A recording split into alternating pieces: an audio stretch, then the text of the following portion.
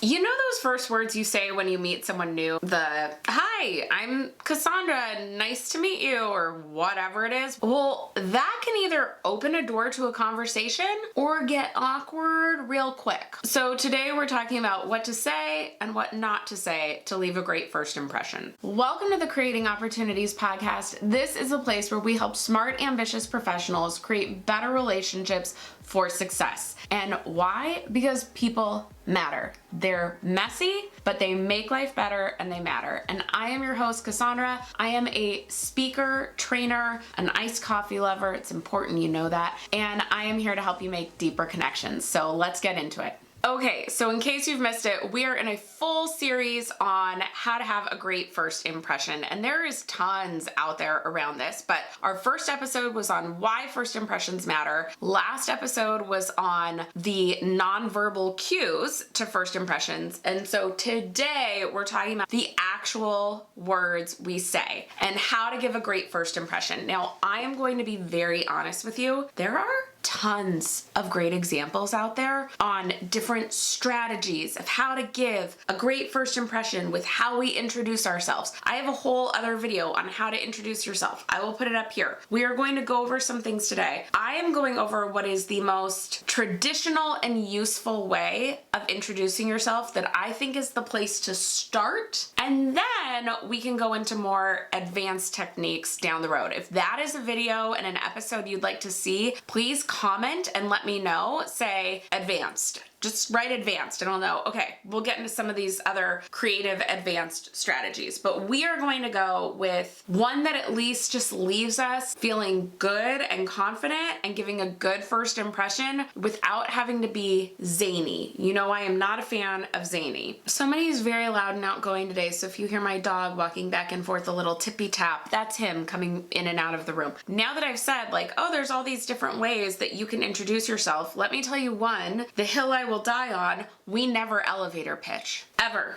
Okay? I want the words elevator pitch erased from your vocabulary. Elevator pitches are talking at somebody. We are talking at somebody when we elevator pitch. That is when we talk way too long about who we are, what we do, how we can help them, and we're saying way too much too fast. No one can receive it, and it is a one-sided conversation. So it is a horrible way to make a first impression. So we're definitely not doing that. So now that elevator pitching is out of the way, we're gonna move on. In fact, well, let me just say really quick, it's been real awkward before since I speak on networking. I have been invited to events where people say, yes, we're gonna have you come up and talk right after our group has worked on their elevator pitches. And I go, oh, can you tell me more about what you're doing in that session? Because in my talk, I have a whole section on why the elevator pitch needs to die, and I don't wanna make anyone feel awkward. So that's how much I don't like them. Now that that's out of the way, what do we do? What should the first words be that we say? Honestly, you just want to keep it simple, warm, and natural. That's it. So remember, nonverbals, we smile, we make eye contact, we stand with good posture that I am not having as I sit here right now. We stand with good posture and we say a genuine, hi, I'm Cassandra.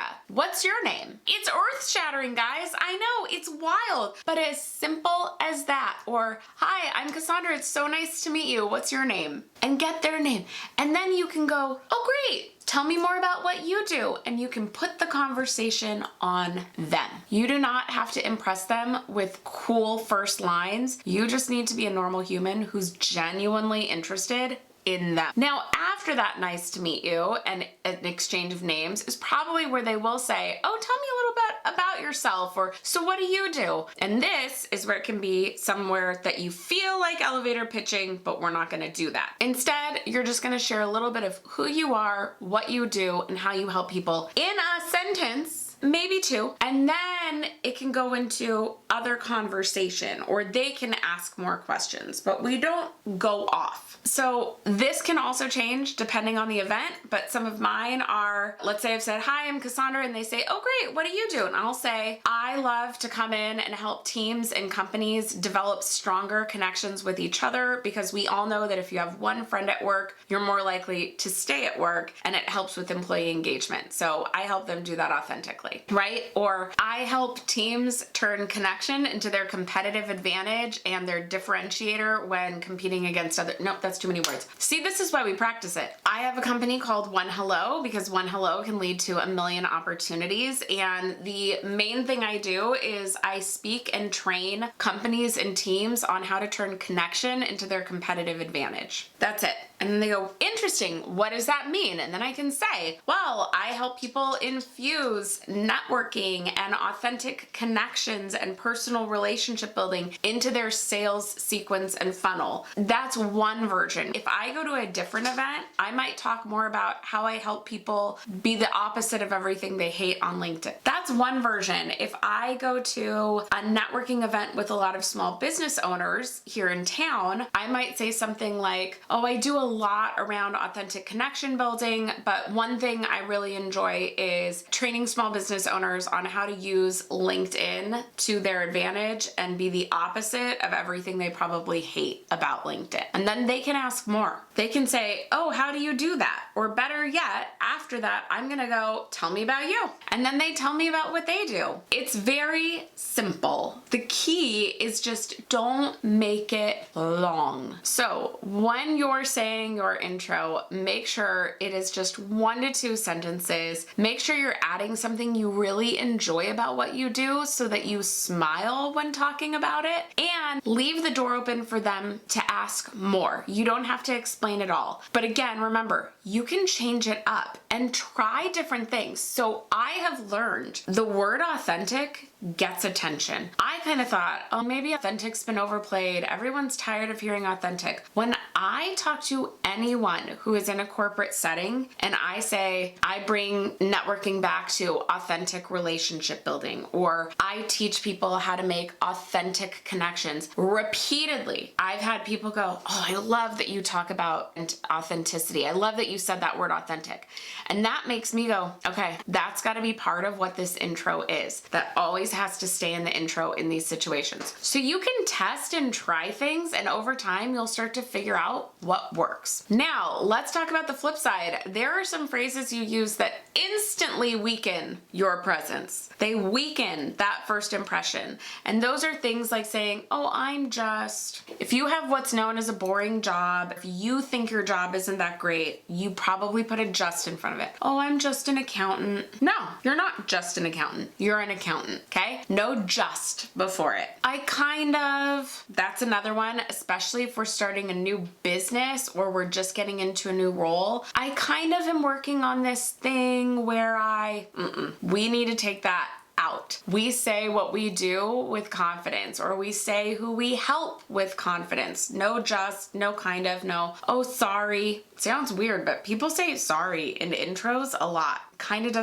See, it doesn't make sense. Honestly, there's a lot of research too that says stepping into that I am helps you become that person you want to be too. Now, I am not saying lie. There are some people who would tell you, say you are an author, even though you haven't written a book yet and you're not currently writing the book. You just want to write a book. We're not doing that. But I had to start saying I am a speaker to feel confident in it. Now, I had given workshops at school and given some talks for associations that I am a speaker. I had something to back me up that it was true, but I was still kind of going, oh, I'm working on becoming a speaker, or I'm trying to speak more. No, I'm a speaker. I'm a speaker. That's where I had to start. Now, since then, obviously, I do a lot more speaking, but at the time, this was years ago, I realized that was the pivot I needed to make. I had to stop putting it later on as, well, there's this thing I'm trying. No, I'm doing it.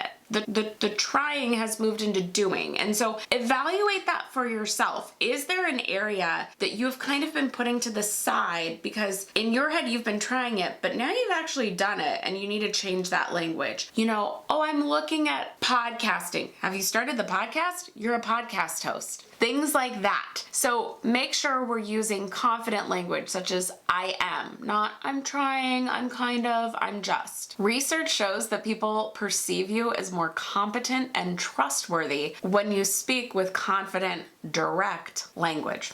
And I say this all the time, but if you're not sure how you're coming across, or if it's hard for you to introduce yourself, which it is surprisingly hard for many of us to say our first names and our intro, practice it ahead of time. Y'all, I am going to an event tonight and I'm gonna practice it in the car. And the funny part is I will practice it and someone will say, oh, tell me about you. And I'll still go, oh, well, because I know, oh my gosh, I'm supposed to make a good impression. So I am sharing that just so you know that we all have moments where we flub this. We're all trying our best. Practice it and it is more likely to come out clean. But this is good for me to go, yep, I'm gonna have to practice this tonight on the way to the event and think about what are the things at this event that I want people to know and make sure those are in my intro. And in your everyday life, start paying attention to the words you use. Are you saying, I'm just, oh, sorry. I had a boss once who told me I apologize all the time. I had no clue I was doing it. She was like, please stop saying sorry. And I went, I say sorry? I had no idea. So remember, the words you say matter, but really the biggest thing about giving a first impression is keeping that intro brief and confident when you say it. Then you have the rest of the conversation to input more about who you are and what you want them to know about you. I talk all about that in the Confidently Connect on-demand workshop. You can get a link to that in the show notes below or in the description box. And next time, I am so excited. I am bringing on guests. We have a couple of friends coming in to talk all about image and how we show up and the way that we show up with we wear, our jewelry, how we present ourselves in that way changes a first impression. So make sure to come back next week when we talk all about appearance and first impressions. Until then, if you missed the episode on nonverbal cues, you can get the link to it right here or in the show notes below. And once that new video on appearance is up, it'll go here and in the show notes, and I'll see you over there. Bye.